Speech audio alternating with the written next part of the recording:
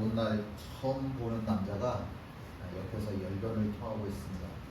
우리가 이제 성지시대를 혹시 가게 되면 이제 빌립보라고 하는 곳을 갈 텐데 그곳 사진입니다. 이스라엘 땅에 저런 데도 있어 싶을 만큼 여기 이스라엘은 아니고요, 터키 지역입니다. 빌립보, 터키가 아니죠, 유럽이죠. 굉장히 아름다워요. 잔잔한 시내도 흐르고 있고 그 옆에 큰 바위도 있고, 아마도 큰 바위에 올라가서 그 남자가 열변을 토하고 있었을 겁니다.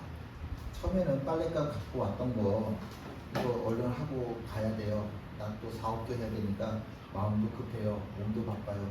열심히 이렇게 내 할 일만 하고 있는데 무심코 내 귀에 한마디가 들렸겠죠. 근데 그 한마디를 듣고 나니까 왠지 나도 모르게 자꾸 신경이 그 남자한테 쏠리는 거죠. 저 남자가 도대체 뭐라고 이야기를 하는 거야? 그때 자꾸 그 이야기를 이제 귀담아 듣게 되는 거죠. 나중에는 내 온 마음으로, 온 몸으로 그 남자가 하는 이야기를 청종하게 되어집니다. 이것이 사도 바울과 루디아라고 하는 여인의 첫 만남이었습니다. 이렇게 하나님이 두 사람을 만나게 해주셨는데, 이 두 사람이 만나는 것도 참 생각해보면 이게 우연일까요? 루디아는 빌립보에 살고 사도 바울이라고 하는 사람은 이스라엘 사람이잖아요. 그럼 이 거리가 자그마치 2000km가 넘습니다. 그런데 2000km가 넘는데 백두산에 사는 사람하고 한라산에 사는 사람하고 만날 가능성이 없잖아요. 그거보다 더 긴 거죠. 근데 이 두 사람이 만났어요. 그리고 도저히 지금처럼 뭐 차량이나 인터넷이 없는 시대에 두 사람이 만날 가능성이 없는데도 불구하고 3년이라고 하는 세월 동안 하나님께서 이끄시는 자기도 몰랐던 그 이끌림에 의해서 사도 바울과 루디아가 만나게 되는 거죠. 이걸 밖에서 우리는 하나님의 섭니다. 만나야만 하기 때문에 하나님께서 만나게 하셨다라고 이야기를 하죠. 그 만남을 통해서 루디아가 세례를 받고, 그리고 루디아와 그의 온 집이 함께 세례를 받게 됩니다. 함께 있죠. 두아디라시에 있는 자색 옷감 장사로서 하나님을 섬기는 루디아라 하는 한 여자가 말을 듣고 있을 때 주께서 그 마음을 열어 바울의 말을 따르게 하신지라. 루디아는 자색 옷감 장사입니다. 성경에서 여자 이야기를 할 때 직업을 이야기하는 경우는 거의 없습니다. 기껏 해봐야 기생 라합 정도, 거의 여자의 직업을 말하는 경우가 없는데, 지금 본문에서는 루디아의 직업이 자색 옷감 장사다라고 이야기를 합니다. 그러니까 자주색으로 염색을 해서 그 옷을 판매를 한다라고 하는 이야기입니다. 루디아의 고향 두아디라라고 하는 곳, 가운데 동그라미 친 데가 두아디라입니다. 너무 작아서 보이지도 않죠? 원래 루디아는 이곳 두아디라라고 하는 곳의 사람이에요. 여기는 터키의 이제 서쪽 지역에 해당하는 곳이고요. 이곳에 이 두아디라고 하는 곳도 염색, 직물이 굉장히 발달되어 있는 곳입니다. 그 중에서 제일 좋은 염료는 뭐냐면 자주색 염료가 아주 최상품이었습니다. 자주색, 보라색 최고였었습니다. 최고의 염료가 있다 보니까 이곳에서 만들어지는 옷도 최상품이었었습니다. 근데 루디아가 굳이 두아디라에서 빌립보라고 하는 것으로 이동을 해서 거처를 옮겨서 이사를 해서 살게 되었거든요. 그거는 아마 그냥 우연히 이사 간 건 아닌 것 같아요. 왜냐하면 이곳도 적어도 두아디라라고 하는 것도 저 빌립보라고 하는 것도 동시에 직물이 굉장히 발달되어 있는 곳이거든요. 그렇다고 한다면 이 루디아가 사업적인 안목이 있어서, 사업적인 좀 야망이 있어서 자기의 거처를 두아디라에서 빌립보로 옮긴 것이 아니겠는가라고 생각을 합니다. 2000년 전에 자주색 그러면은 이건 아무나 입는 옷이 아닙니다. 지금도 보라색 옷들 잘 안 입죠? 저희 목사님들도 이렇게 옷을 입을 때 여기 보라색 옷은 특정한 분들만 입습니다. 감독 되신 분들, 감독 되신 분들만 보라색을 입어요. 감독 되신 분들. 굉장히 고귀함을 상징합니다. 이 당시에도 왕, 귀족, 그렇게 특권층들만 자주색 옷을 입을 수 있었어요. 근데 그 자주색 염료, 자주색 옷을 특별히 잘 만들어내는 곳이 어디냐면 빌립보라고요. 그 빌립보로 루디아가 옮겨서 살게 된 거죠. 그러니까 루디아의 삶의 목표는 성공이라고 하는 거죠. 성공. 내가 이곳에서 한번 여자가 할 수 있는 일이 별로 많지 않으니까. 여자들의 영역이라고 하는 게 너무 제한되어 있으니까. 그럼 내가 여자들이 할 수 있는 이 분야에서 한번 내 영역, 내 능력을 한번 나타내 보겠다라고 자기 딴에는 큰 야망을 품고 빌립보로 오게 된 거죠. 그래서 다른 성경에서는 여자들의 직업이 나와 있지 않은데 굳이 지금 본문에서만 루디아의 직업을 이야기합니다. 사업가라고, 옷을 만드는 사업가라고 굳이 이야기를 하고 있는 겁니다. 그만큼 그 여자의 삶의 목적은 성공이라고 하는 것이다 라고 하는 거죠. 함께 있습니다. 세례를 받아 그리스도 예수와 하나가 된 우리는 모두 세례를 받을 때에 그와 함께 죽었다는 것을 여러분은 알지 못합니까? 그러므로 우리는 세례를 통하여 그의 죽으심과 연합함으로써 그와 함께 묻혔던 것입니다. 그러므로 우리는 세례를 통하여 그의 죽으심과 연합함으로써 그와 함께 묻혔던 것입니다. 그것은 그리스도께서 아버지의 영광으로 말미암아 죽은 사람들 가운데서 살아나신 것과 같이 우리도 또한 새 생명 안에서 살아가기 위함입니다.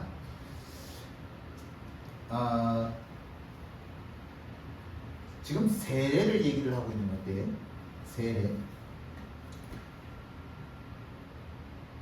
세례라고 하는 것은 예수님과 함께 죽는 거고요. 세례라고 하는 것은 예수님과 더불어 다시 살아나는 것입니다. 그러니까 세례라고 하는 것은 그리스도와 연합하는 겁니다. 내가 그리스도 안에서 죽고 내가 그리스도 안에서 다시 살아나는 경험을, 그것을 우리는 세례다라고 이야기를 합니다. 그래서 세례라고 하는 것은 내가 그리스도 안에서 죽었다라고 하는 것은 내 옛 자, 내 인간적인 마음들, 인간적인 삶들, 내 옛 자가 죽었다라고 하는 것이고, 내가 다시 예수와 그리스도와 더불어 살았다라고 하는 것은 새 사람, 새로운 피조물로 내가 거듭나는 자의 삶을 살겠다. 아기가 걸음마를 배우고 걷고 뛰는 것을 배우는 것처럼 내가 그리스도 안에서 새로운 삶을 살아가는 자가 되겠다라고 하는 것, 그것이 세례이죠. 다시 한번 함께 있습니다. 누구든지 그리스도와 합하기 위하여 세례를 받은 자는 그리스도로 옷 입었느니라. 세례는 지금 성경에 우리가 두 군데 읽었는데, 세례는 연합하는 것이다 라고 이야기를 하고요, 세례는 그리스도로 옷 입는 거다 라고 이야기를 합니다. 세례는 그리스도로 옷 입는 것이다. 예수님이 나의 옷이라는 거예요. 예수님이 내 옷이다. 그러니까 그리스도의 제복을 입는 것, 그것을 우리는 세례다라고 이야기를 합니다.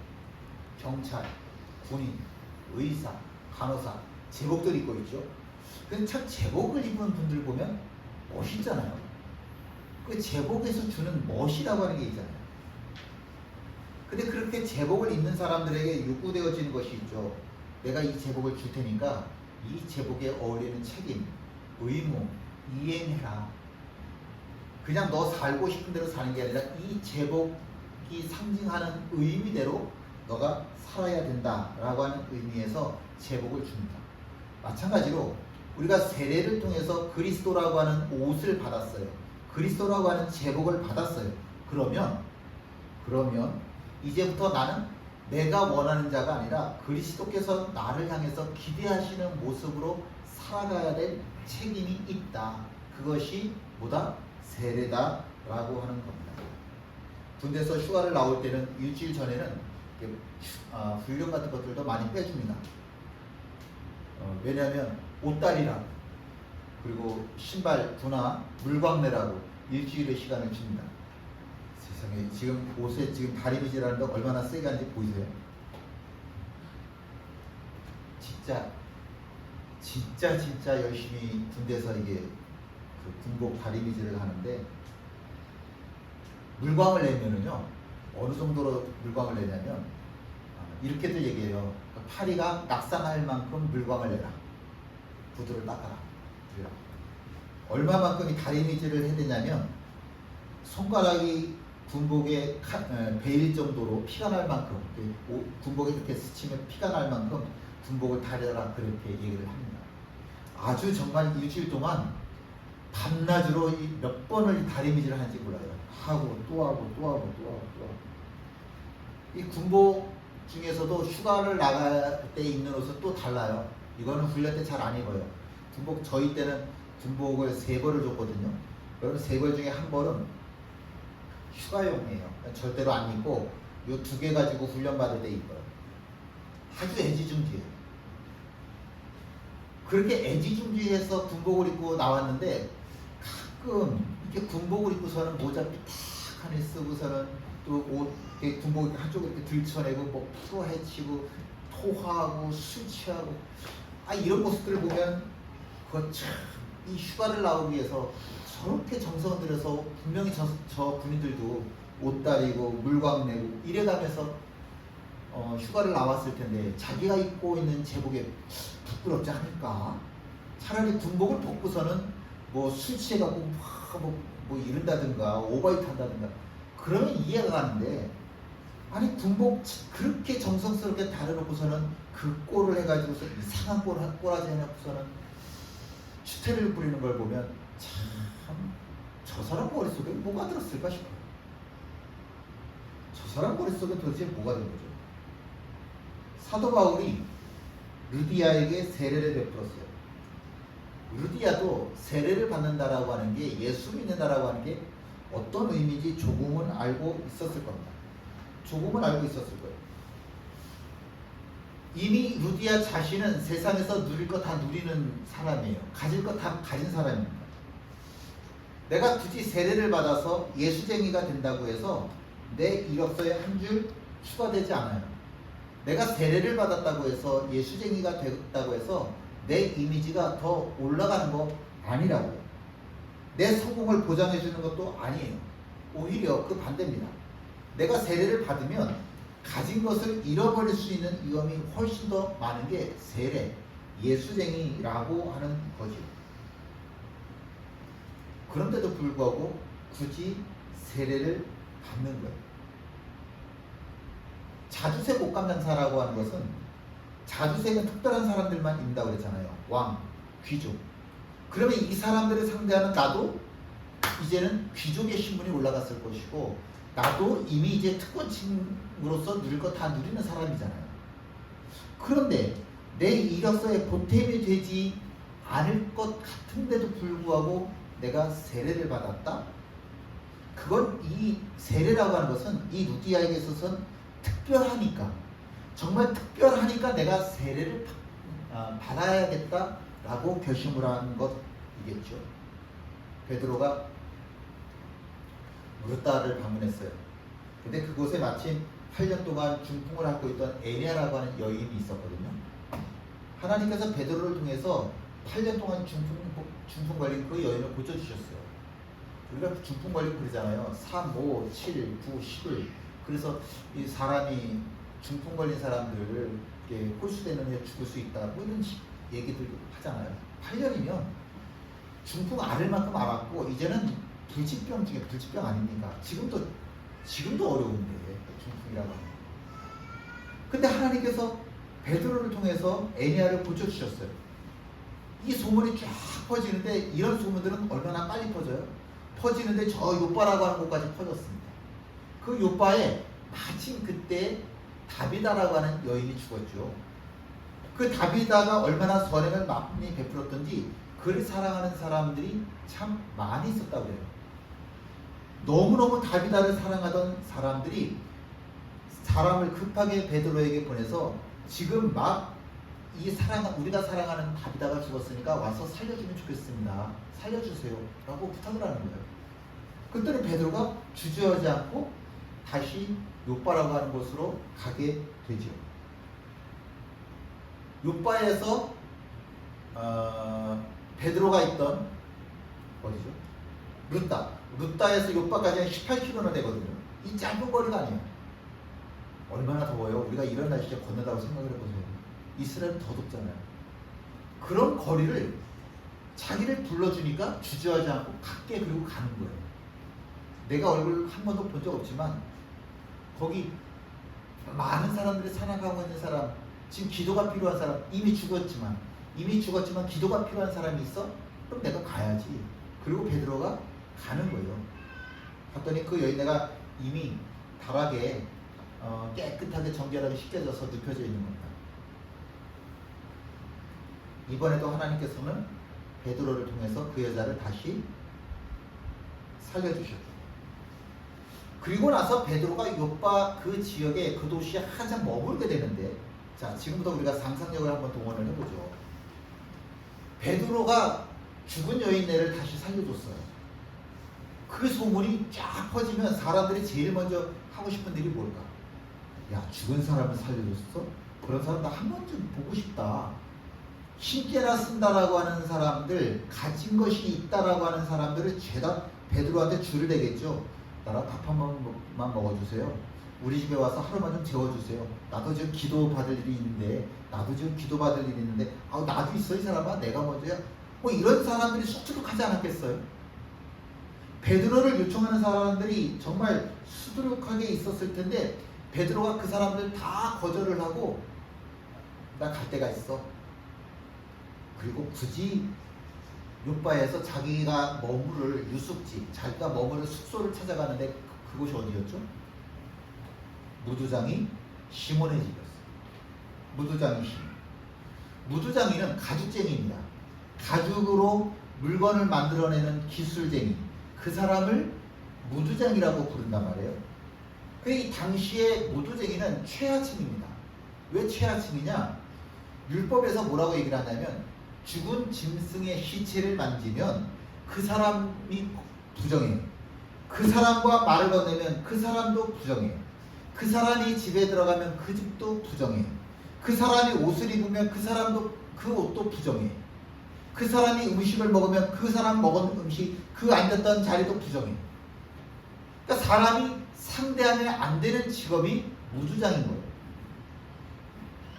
이스라엘에서는 여자가 절대로 결혼한 여자가 먼저 이혼하자고 요청하는 일이 없어요. 근데 딱 한 경우만 가능해요. 어떤 경우냐? 결혼을 했는데 이 남자가 자기 직업을 속였어. 원래는 뭔데? 무두장입니다. 결혼을 하고 싶어서 무두장이라고 하는 것을 숨겼어. 결혼하고 보니까 무두장이야. 이 경우에만 여자가 남자에게 이혼하자고 요구할 수가 있어요. 나머지는 절대로 여자가 남자한테 이혼 요구 못해요. 그만큼 무두장이라고 하는 직업이 천한 직업이라 사람들이 상종을 안 해요. 그러니까 마을이 있으면 이 마을에서 밀려나서 마을의 맨 구탱이에 살던가, 그도 모자라 마을 벗어난 지역에 혼자 집을 짓고 살아야만 하는 게 무두장이라고 하는 거거든요. 근데 베드로는 자기가 유명해졌기 때문에 좋은 집에서 좋은 거 먹으면서 유명한 사람들과 교제하면서 지낼 수 있는 기회를 얻었잖아요. 그러면 사실 여기 있어야지. 여기 욥바라고 하는 곳에서 좋은 거 먹고 좋은 침대에서, 부드러운 침대에서 잠을 자고 유명한 사람들을 상대하면서 복음 전할 좀 계획을 좀 사업적으로 좀 반짝반짝 해야 되는 거 아닙니까? 그런데 그 모든 걸 안 하고 내가 저 마을 밖에 언저리에 살아가고 있는 무두장이의 집에 가서 내가 생활을 하겠다라고 하는 거죠. 근데 이게 되게 웃긴 이야기가요. 이스라엘 사람들이, 유대인들이 무두장이를 야, 넌 부정해. 넌 내 곁에 오지 마. 그리고 그 사람을 부정하다고 해서 밀쳐냈어. 근데 정말 웃긴 거 뭐냐면 이 무두장이가 만들어내는 옷, 이 무두쟁이가 만들어내는 허리벨트, 이 무두쟁이가 만들어내는 지갑, 이 무두쟁이가 만들어내는 신발, 이건 또 잘 써요. 이건 모든 사람들의 필수품인 거예요. 이거는 비싼 돈을 들여서 어떻게든지 살려고 한단 말이에요. 무두쟁이는 부정하다고 하면서 그 사람이 만든 물건, 이 가죽 제품은 돈 있는 사람들이 살려고 혈안이 되네? 이것처럼 말이 안 되는 모순 덩어리가 세상에 어디 있냐고. 근데 우리 살아가는 일이 그렇잖아요. 모순이에요. 나 거룩하다고 이야기를 하지만, 전혀 거룩하지 않게 살아가는 게 우리네 삶이잖아요. 베드로도 이 무두쟁이가 만든 옷 있고요, 무두쟁이가 만든 벨트하고요, 무두쟁이가 만든 신발 신고 살아요. 베드로는 예수님을 3번 부인했던 사람이에요. 아유, 무슨 말이에요 예수님? 다른 사람 다 부인해도요, 저는 절대로 예수님 부인하지 않아요. 전 예수님하고 난 지옥 끝에라도 갈 거예요. 난 죽어도 좋아요. 그게 베드로잖아요. 그런데 예수님께서 체포가 되시는 순간에 예수님을 3번이나 부인하더라고요. 자기는 더 이상 예수님하고 아무런 관계도 없는 사람으로, 이제는 모든 관계가 끊어진 사람으로 살게 될 줄 알았어요. 이제는 예수님을 3번이나 부인했는데, 그런 내가 예수님 앞에 어떻게 서요? 그런 베드로를 예수님이 불러주셔서, 무슨 소리야? 내가 널 얼마나 사랑하는데, 내가 널 얼마나 사랑하는데, 내가 널 얼마나 사랑하는데, 사랑을 부어주시는, 그걸 뭐라고 해요? 은혜라고 이야기를 하죠. 받을 수 없는, 받을 자격이 없는데도 불구하고 받는 것, 그게 은혜예요. 야, 이게 은혜구나. 이게 은혜. 이게 십자가의 사랑이구나. 근데 무두장이를 보니까 사람들은 다 이 무두장이가 만든 물건 쓰면서도 불구하고, 이 무두쟁이를 필요로 하면서도 불구하고, 무두쟁이 이 사람 자체는 멸시하는 거예요. 사람 취급을 안 해주는 거예요. 베드로가 나도 은혜 받은 사람인데, 당신도 은혜 받는 사람이 되면 참 좋겠습니다.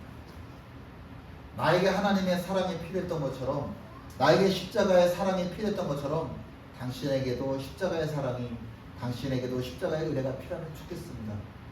그래서 굳이 무두장이의 집에 가서 같이 머무르게 되는 거죠. 그럼 그 사람이 살고 있는 집에 들어가면 베드로도 부정해질 텐데, 그 사람이 자던 침대에 자면 베드로도 부정해질 텐데, 그 사람이 얼굴 닦던 걸로 베드로도 얼굴 닦으면 그 사람도 부정해질 텐데, 괜찮아요. 괜찮아요. 괜찮아요. 예수 안에서 그렇게 속을 나는 그런 건 아무것도 없어요. 믿는 대로 살아야죠. 하나님 사랑이라면 이제껏 그렇게 외치고 살았는데, 그런데 지금 무두쟁이처럼 사랑이 필요한 사람이 어디 있어? 믿는 대로 살아야지. 하나님은 힘 주시는 분이라며 그런 힘 내고 살아야지. 하나님은 모든 거 다 하신다며 그럼 하나님 앞에서 위로받고 살아야지. 좀 믿는 것, 아는 것을 내 삶 속에서 드러내면서 살아야지. 그걸 뭐라고 그래요? 삶의 통합이라고 이야기를 하죠. 믿는 것 따로, 사는 것 따로, 그래가지고는 안 되지. 삶의 통합이 이루어지는 믿음을 거룩하다고 이야기를 하는 거예요. 내가 기도 3시간 나가고 내가 기도했더니 보여, 하늘이 열려, 내가 방언을 해, 이런 건 거룩한 게 아니에요. 그건 귀신들도 다 해요. 근데 귀신들이 절대로 할 수 없는 건 뭐냐? 믿는 대로 살아가는 삶이에요. 이건 절대로 귀신들이 못해요. 오히려 귀신은 반대지.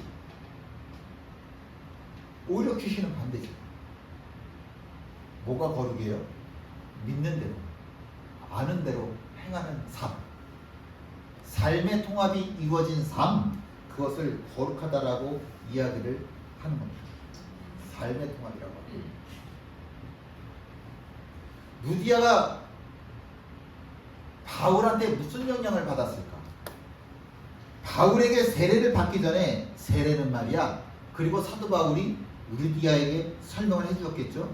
세례는 이럴 때만 받는 거야 라고 이야기를 해주었겠죠. 그 세례라고 하는 건 이런 거였습니다. 나의 옛 자는 죽고 새로운 자, 새로운 피조물로 살아가는 게 그게 바로 세례야 라고 이야기를 해주었겠죠. 세례라고 하는 건 말이야, 그리스도로 옷 입는 것, 그리스도를 제복으로 삼아서 옷 입는 자의 삶, 그 삶을 살아가는 게 바로 세례받는 자의 삶이야.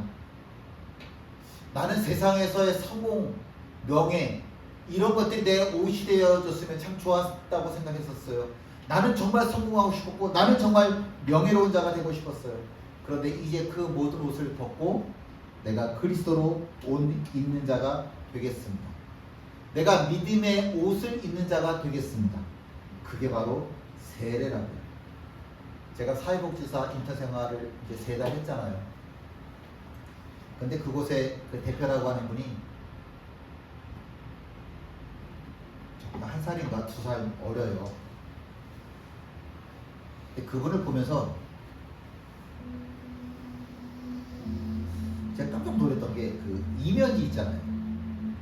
근데 그 재가센터 같은 경우는 이면지에 이제 그 주민등록번호 이런 게 많이 나오다 보니까 요새 같은 시대는 개인정보가 중요한 시대잖아요. 그런 종이들을 재활용 못 하거든요. 근데 그 모든 종이들을 화이트 수정액으로 다 개인정보를 지워가지고 그걸 이면지로 쓰는 거예요.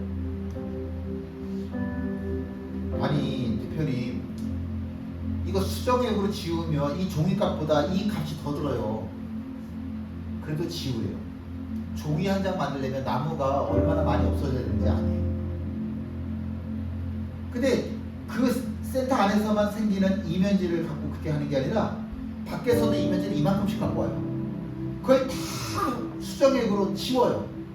그걸 다 이면지로 쓰는 거예요. 그러면서 꼭 얘기해요. 이 종이 하나 만들려면 나무가 얼마나 많이 없어야 되는지 아느냐. 하나님이 만들어 놓은 지구 환경을 그렇게 엉망으로 만들면 안 된다. 예수쟁이들이 보존해야 될 책임이 있다 이러는 거예요. 아, 이 사람 대단한 사람이다. 근데 차를 탔는데 그분하고 이제 둘이서 차를 탈 일이 있었거든요. 더워요. 근데 차 에어컨을 안 트네. 그래서 제 쪽에 돼 있는 에어컨을 틀었어요. 그랬더니 에어컨을 끄면 안 되겠네요. 더운데요? 왜요?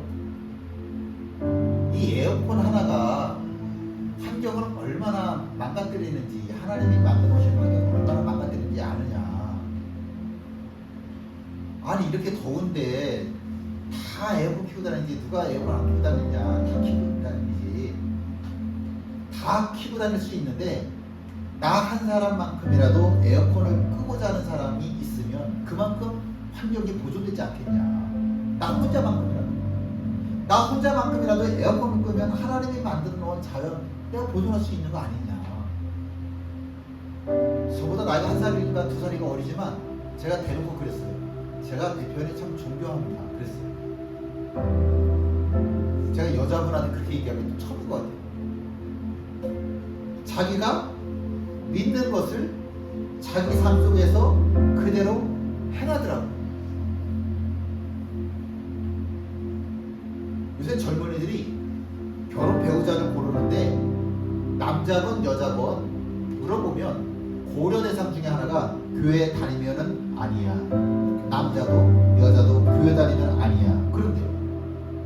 그 여러 가지 이유가 있겠지만 저는 딱 한 가지 이유라고 생각합니다. 믿는 대로 안 살아서 그래요. 믿는 대로 살지를 않아서 그래요. 누가 봐도 예수쟁이의 삶이 가식적인데 그런 삶을 보고 누가 아 예수쟁이세요? 라고 인정을 하겠습니다. 열심히 하고 조롱하는 대상이 예수쟁이가 아니라 예수쟁이셨어요? 라고 오히려 인정받을 수 있는 그런 이름이 예수쟁이가 되어야 되지 않겠습니까?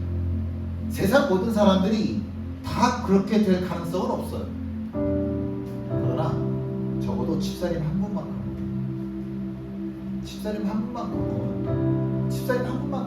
나 하나만큼은 내가 아는 대로 내가 믿는 대로 살아간다고 한다면 언젠가는 예수쟁이라고 하는 이름이 도중수표가 될 수 있는 그런 날이 오지 않겠습니까?